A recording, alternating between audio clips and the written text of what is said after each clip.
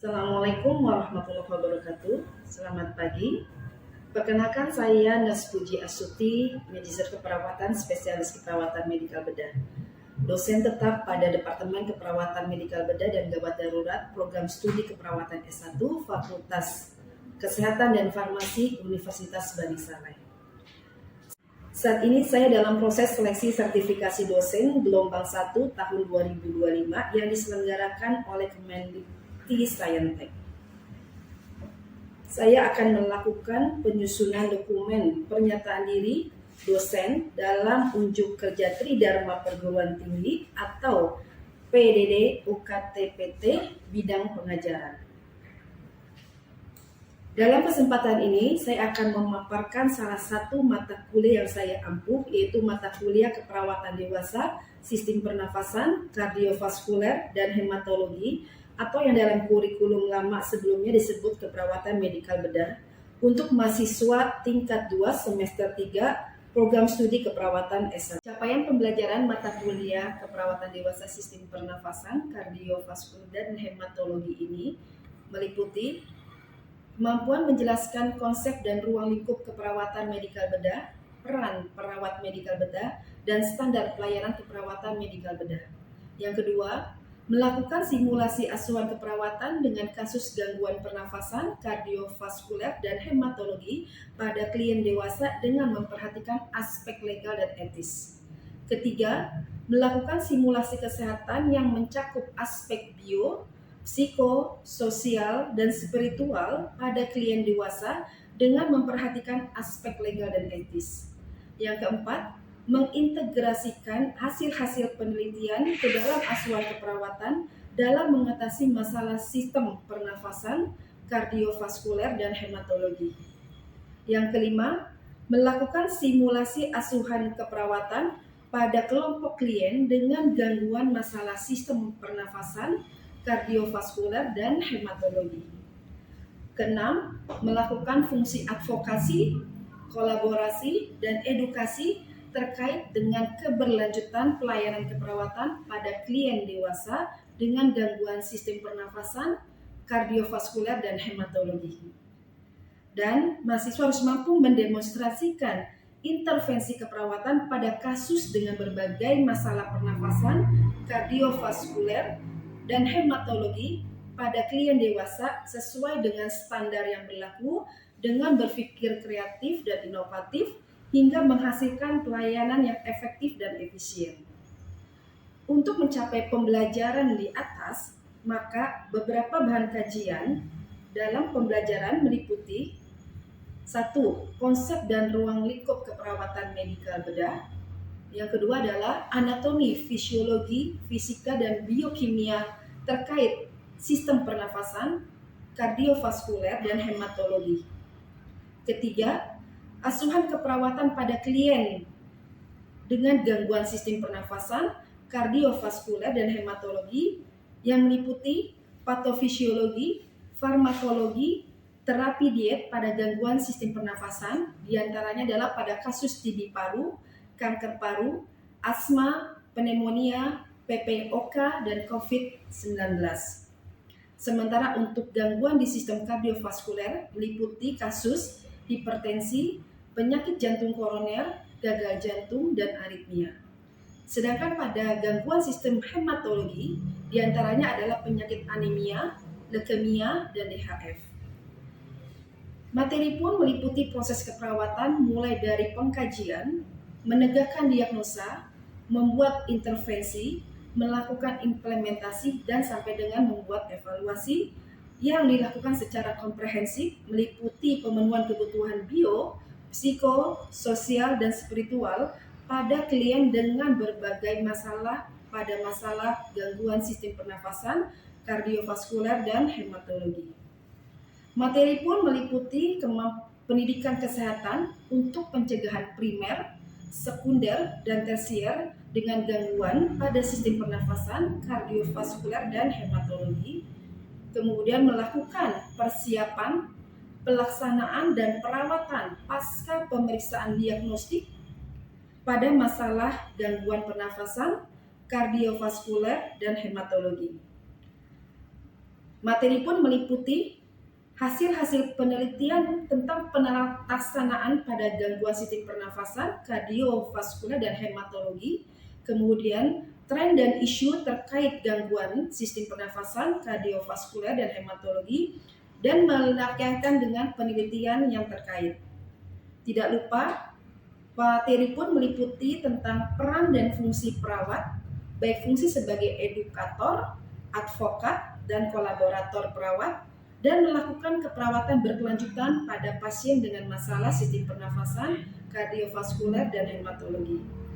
Dan materi pun meliputi kemampuan praktika ataupun praktikum yang dilakukan di laboratorium untuk pemenuhan kebutuhan pernafasan, kardiovaskuler, dan hematologi.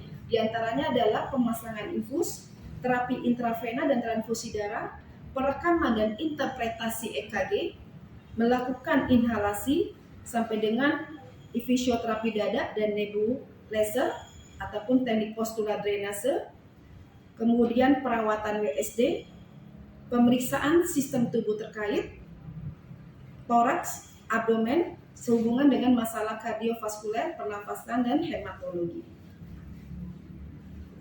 Untuk metode pembelajaran dilakukan secara sinkronus dan asinkronus. Pembelajaran tatap muka dilakukan secara hybrid, baik secara daring ataupun luring dengan metode ceramah, diskusi, tugas kelompok, studi kasus. Media pembelajaran menggunakan modul, PowerPoint, kasus, artikel ilmiah, dan juga video-video pembelajaran.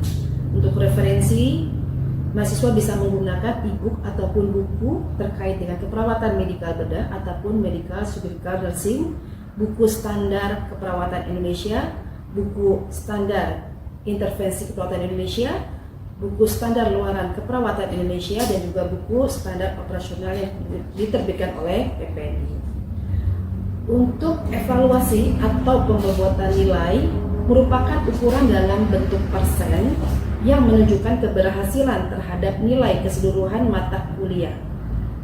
Penilaian terdiri dari penilaian hasil dan proses sesuai dengan capaian pembelajaran dengan rincian sebagai berikut.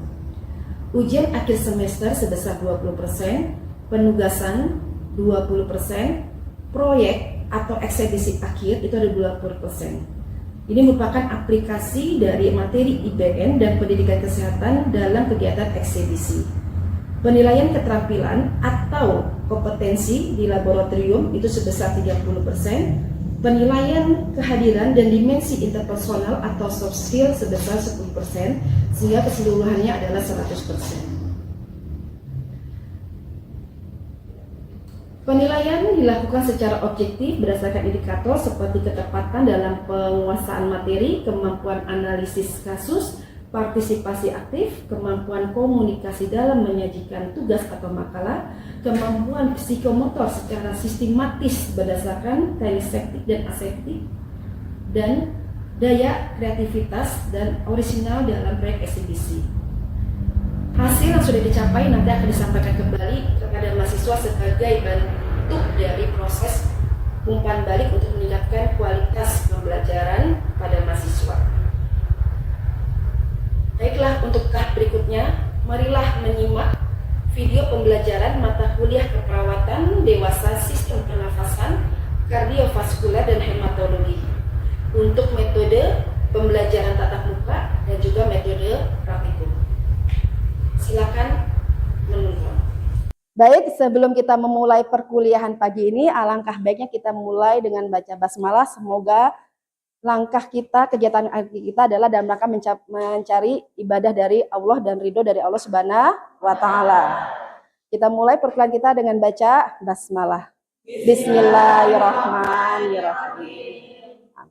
Ya, kita lanjutkan perkuliahan kita, yaitu asuhan keperawatan pada pasien dengan gangguan aritmia.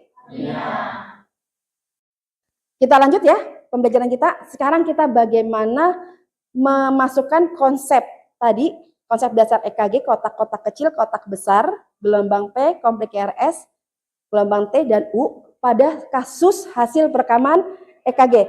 Ini adalah yang disebut dengan hasil rekaman EKG pada pasien kita. Ya, ada 12 lead seharusnya, tapi yang ditampilkan sini hanya 1 lead atau 1 hasil rekaman. biar kita fokus tidak membingungkan, ya. Yang harus dianalisa adalah satu, ya, apakah irama teratur, reguler atau irreguler.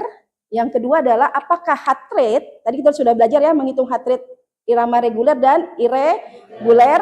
Kemudian yang ketiga adalah apakah ada gelombang P, kemudian gelombang P-nya sama tidak.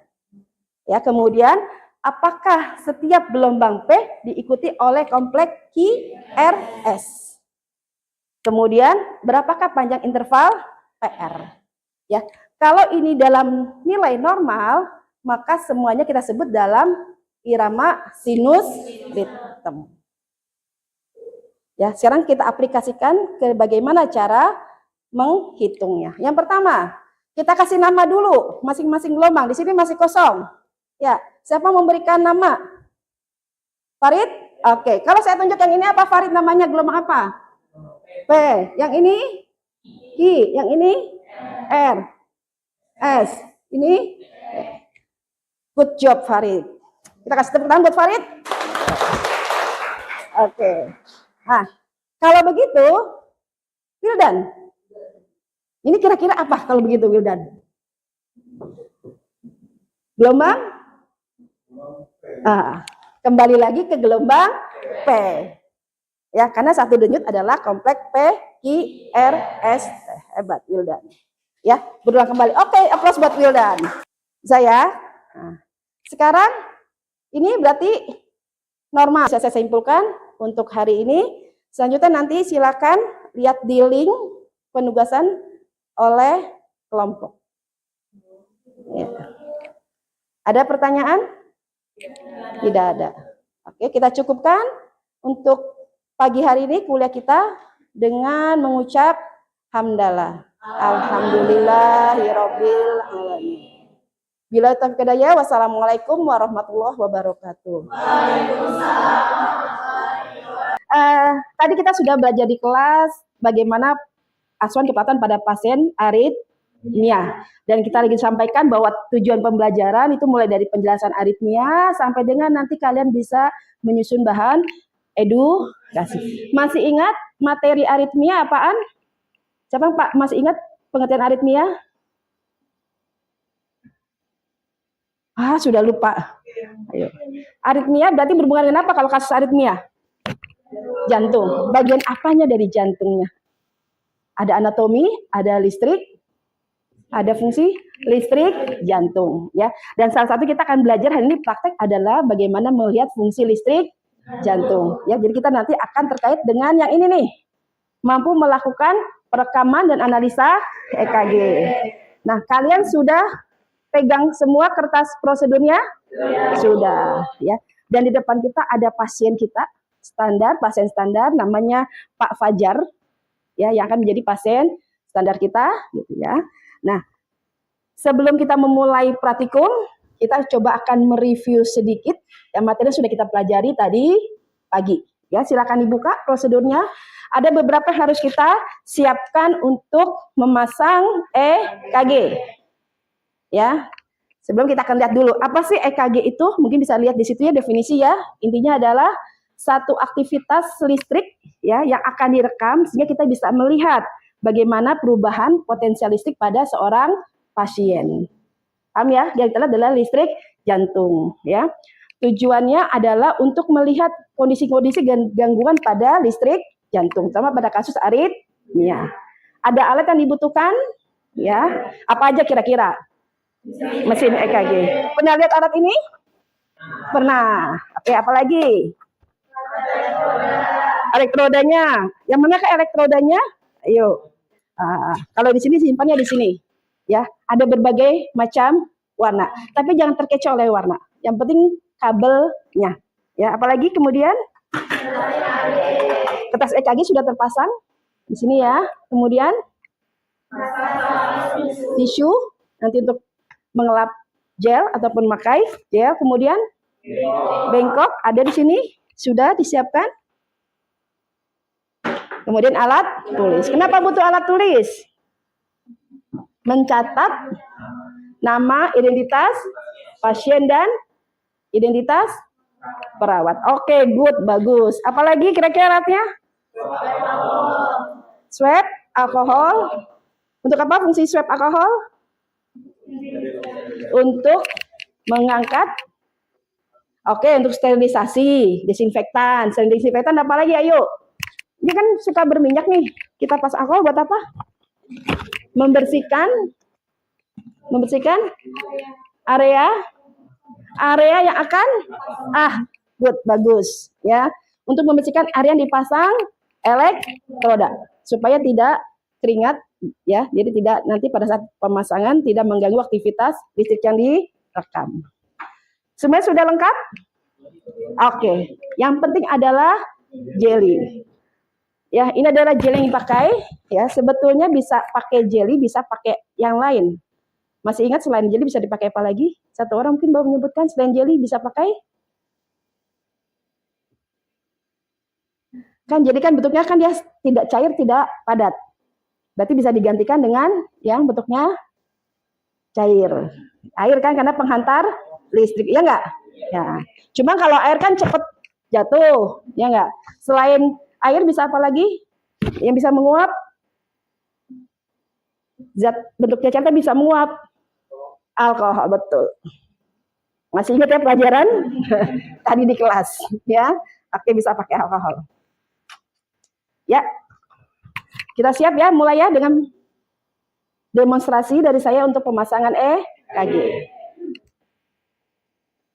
SOP yang kalian pegang, daftar tilik, ya. Tindakan pemasangan EKG terbagi atas 3 tahapan, yaitu pertama tahapannya persiapan, pelaksanaan, sama evaluasi atau terminasi. Ya. Tahapan persiapan masih hafal ya, karena semua prosedur hampir sama. Dimulai dari apa? Cek terapi medis, kemudian setelah terapeutik, validasi. Yuk, lanjut, bagus. Prosedur tindakan. Oke. Jangan lupa cuci tangan 6 langkah. Sudah hafal ya, kok tingkat 2 ya, 6 langkah ya. Jangan sampai salah nanti. Oke, setelah itu mengatur posisi pasien. Oke, mengatur posisi yang nyaman bagi pasien yang mau dipasang EKG, apa posisinya? Satu orang mungkin bisa menyebutkan apa nama posisi ini? Supine, ya. Bagus, supine ya. Kemudian jangan lupa menyiapkan lingkungan, terutama memasang skeren. Kenapa harus pasang skeren? Menjaga privasi pasien. Ya. Lalu baru masuk ke tahapan prosedur atau pelaksanaan. Ya. Baik. Sekarang saya akan memperagakan mulai dari tahapan persiapan terlebih dahulu. Nanti tolong dicek di daftar tilik kalian. Kita nanti akan melakukan feedback ataupun evaluasi kira-kira langkah mana yang belum dilakukan. Ya. Saya sekarang akan memperagakan bagaimana cara memasang EKG dimulai dari tahapan persiapan. Ya, langkah pertama adalah cek kebutuhan pasien. Nah, artinya lihat memang ternyata pasien ada instruksi untuk perekaman EKG. Setelah yakin dari data dokter, baru kita ke pasien. Sebelumnya kita mempersiapkan alat terlebih dahulu. Setelah selesai, kita ke pasien. Ya, kita mulai dengan biasa salam dulu ya. Assalamualaikum warahmatullahi wabarakatuh. Oke, Pak, perkenalkan nama saya Puji Astuti. Saya perawat yang berdinas di Poliklinik Jantung ya dari pagi sampai nanti jam 2 siang. Ya, sebelumnya saya boleh tahu nama Bapak siapa? Nama Fajar, sambil lihat buku catatan. Oh ya, namanya Fajar. Tanggal lahirnya berapa, Pak? Ya. 5 Agustus 2003. Ternyata data nama dan tanggal lahir sama, ya. Baik, kita kontrak berikutnya, Pak Fajar.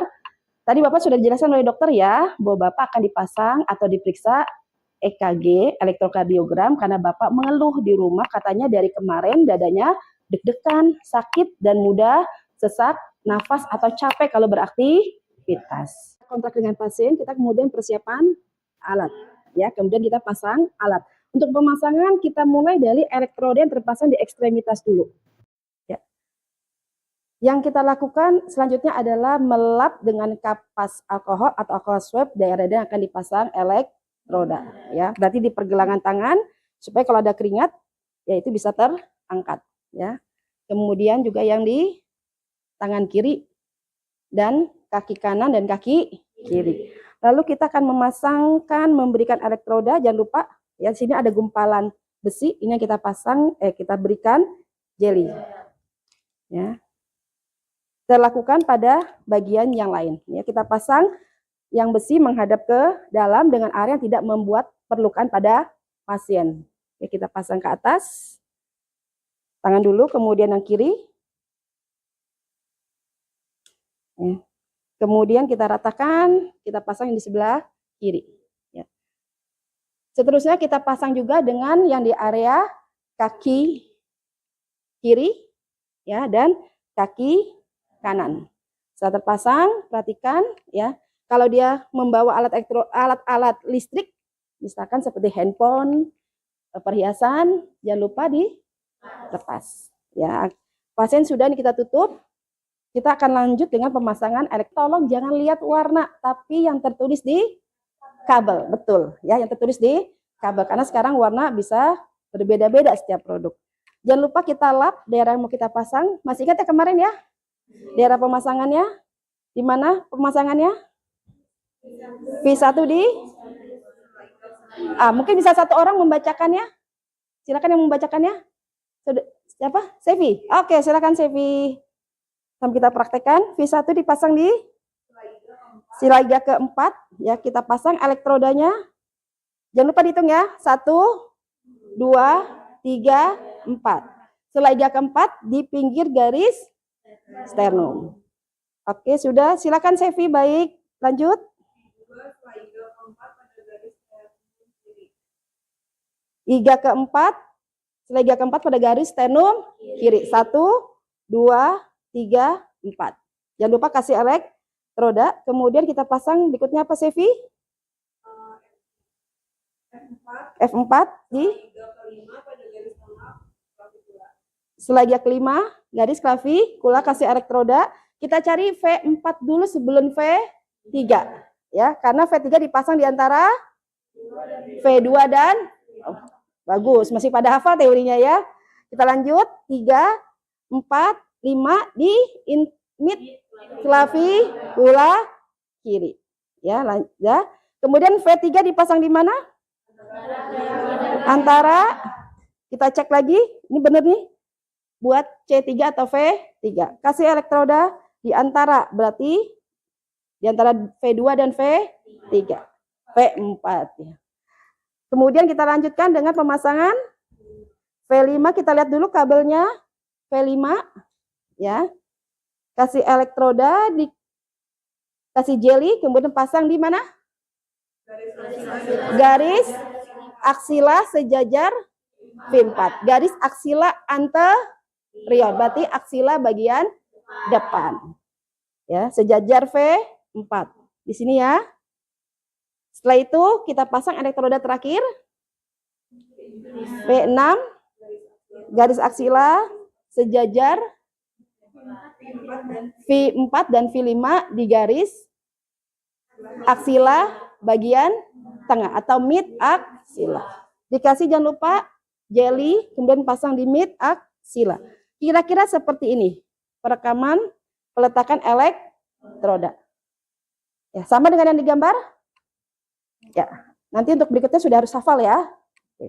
Berikutnya kita akan mulai perekaman. Boleh satu orang mungkin melihat ke depan atau merekam di sini, biar bisa nanti dilihat oleh teman-temannya. Terima kasih, Sevi. Yuk. Yang pertama kita lihat adalah pastikan dulu mesin terpasang ke alat listrik atau ke sumber listrik. Kita cek dengan menyalakan power. Ya. Nyala, ya. Nanti kamu tolong rekam, jadi lihat tombol-tombolnya ya, biar temannya bisa kelihatan jelas. Ya.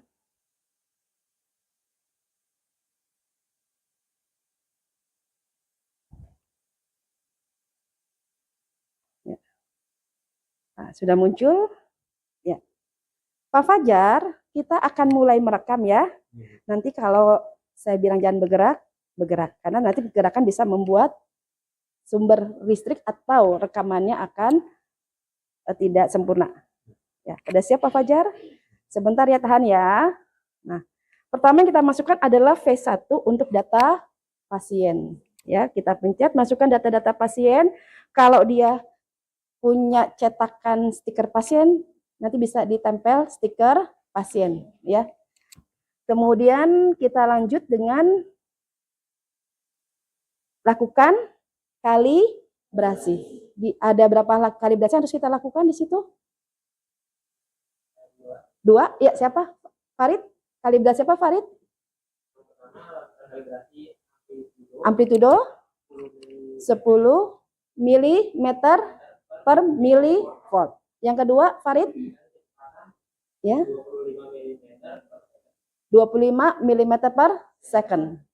Bagus ya Farid ya. Terima kasih Farid. Ya, kita lihat di sini nanti mungkin dengan CV bisa direkam ya. Kecepatan kita lihat dari V2. Di sini kita cari dengan angka mencapai 25. Nanti bisa ya, Sevi ya. Oke. Nanti untuk amplitudo di F3 ya. Ingat setiap mesin beda-beda. Jadi kita harus melihat dulu. Ya, kebetulan kita ini mesinnya yang model otomatis, jadi bisa otomatis, tapi ada juga yang harus diatur. Ya. Setelah selesai, kita lihat dulu tampilannya. Terlihat di sini ya rekamannya. Di sini nanti akan ada tombol F4. Itu ada freeze atau seperti screenshot. Ya. Pak, kita buktikan sekarang. Pak, angkat kakinya, Pak. Nah, di sini kelihatan ya. Bergelombang. Ya, makanya pasien disuruh diam. Setelah ya kan bergelombang kan? Ya, kelihatan ya? Oke. Setelah pasien ya, Pak, kita tenangkan kembali. Pak, jangan bergerak ya, memulai perekaman. Ya. Ketika garisnya sudah lurus, EKG-nya ya, hasilnya, kita bisa pencet F4. Nah, kalau sudah begini, pasiennya bergerak pun, hasilnya tidak akan, nanti kalau ada stiker bisa tempelkan di samping kiri. Ya, jangan lupa kita kasih keterangan jam berapa direkam, tanggal, jam, nama perawat, dan paraf perawat. Bisa ya? Kenapa? Karena nanti penting kalau ada perlu perekaman ulang.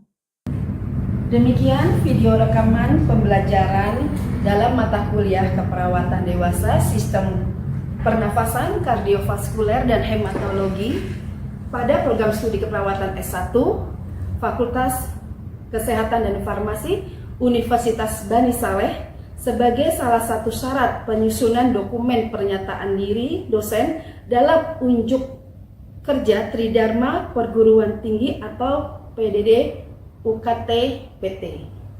Semoga bisa memberikan gambaran tentang kinerja pengajaran mata kuliah yang saya ampuh. Akhir kata, saya ucapkan terima kasih kepada seluruh panitia dan penguji sertifikasi dosen tahun 2025. Dan tidak lupa pula saya ucapkan terima kasih kepada seluruh sivitas akademika Fakultas Kesehatan dan Farmasi Universitas Bani Saleh, khususnya para dosen, mahasiswa, dan tenaga pendidikan yang terlibat dalam pembuatan video pengajaran ini. Akhir kata, billahi taufiq wal hidayah, wassalamualaikum warahmatullahi wabarakatuh.